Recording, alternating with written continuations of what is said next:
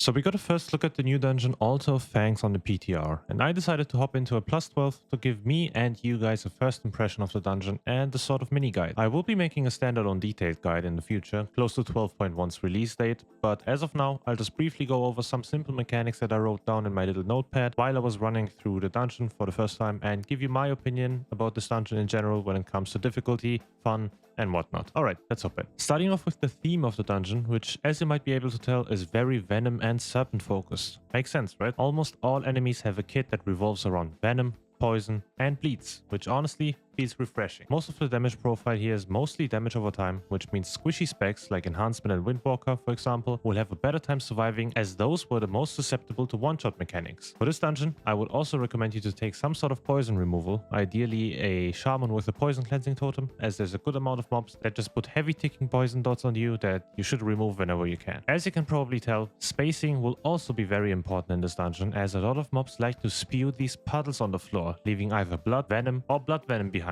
and taking away precious space to work and kite with. The balance of caster adds has also been improved in this dungeon, as there's rarely to almost never more than 2 casters in a pool, and those casters usually don't keep casting interruptible abilities but rather do a mix-up of uninterruptible and interruptible ones, making it easier to shut those down whenever the moment comes. The first area needs you to remove a massive venom barrier that's standing between you and the first boss, which you can do by destroying these totems that are scattered around the area and mostly guarded by dangerous mini-bosses that deal massive damage, so be careful. Fortunately, our tank seemed to know a somewhat efficient route and explained a lot of mechanics to us, but doing this for the first time definitely wasn't a cakewalk. Spacing in this area will be the most difficult part for sure, as a lot of mobs, as I mentioned before, have ways to spawn thousands of puddles on the ground and put dots on you that slow your movement speed down. The most dangerous but coolest looking ability in this area is probably the Blood Sacrifice spell by the Ritual Chieftains, which will spawn a spectral serpent behind you, dealing damage and putting a heal absorb onto you that the healer has to remove. I tried dodging the attack of the serpent, but unfortunately they are locked onto you, so the ability is not dodgeable. By the way, when you jump down to the first boss, be careful that you don't jump too far, as you might break your ankles and die once you touch the ground like our healer did. The first boss, Ravi, is a really simple and straightforward fight. As a tank, you make sure that it doesn't consume any fresh meat by moving it away from them, and as a DPS and healer, you make sure to dodge, soak, and press defenses when you get targeted.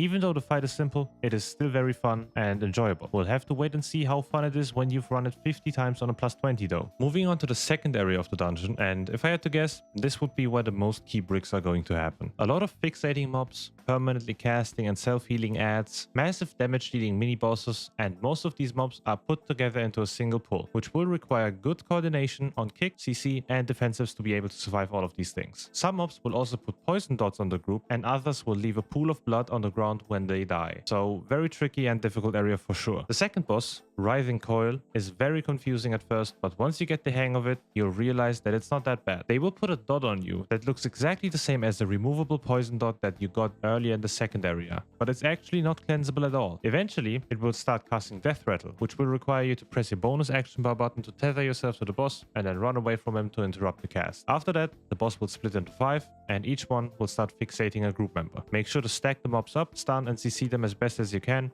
and cleave them down for these 12 seconds. Once the timer's over, they will go back to 1 and you will have a frontal charge in a straight line and a frontal cone poison breath. Just dodge them and that's basically the fight. The third and last stage is luckily a bit easier than the second one, and the pulls are very fun as well. The mobs here repeat from the first part with a few new additions like the ula'tek Chosens that do this cool frontal and AoE attack, but mostly it stays the same. The last boss, Zul'Jan, or however you pronounce him, is so incredibly fun and refreshing when it comes to mechanics, compared to all the bland mechanics we got in the recent times. The fight doesn't have a lot of mechanics, I think like 3, and all you have to do is soak these venom beams at the beginning of the fight to prevent Zul'Jan dealing massive AoE damage. You will get a dot if you do this though, which will deal 3.5 million damage at the end of its duration. Obviously, you don't need to panic, as there's a fun way to remove this debuff, and that is getting hit by the boss's abilities. Yes, you will get rewarded this time if you get hit by frontals and things flying across the arena. After the beam, he will cast Axe Grinder, throwing 3 axes into the arena that will bounce off of walls like the old DVD logo from back in the day. And getting hit by those will take away 1 stack, but a way more efficient way to remove those stacks almost instantly is to get hit by the Bone Splicer ability, which you will cast on a random player. Simply stay inside this frontal indicator and you'll lose all 10 stacks in no time and leave blood puddles on the floor for each stack removed. And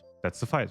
rinse and repeat from here on out. My final thoughts about this dungeon are very positive. I usually am not a big fan of Venom themed things, but this dungeon is a banger. At least on a plus 12. Some mobs still need a bit of fine tuning, mainly the mini bosses that have a little bit too much health or deal a little bit too much overall damage, but all of these new boss mechanics give the game a refreshing vibe that I'm here for, honestly. I really like this dungeon, and I genuinely hope they are able to make the other dungeons that are in this upcoming season's pool as exciting and fun as this one. Subscribe if you don't want to miss out on the guides that I'm gonna put out once we have a set release date, and don't forget to check me out on twitch.tv/Varion. Thank you guys for watching, and I'll see you in the next one.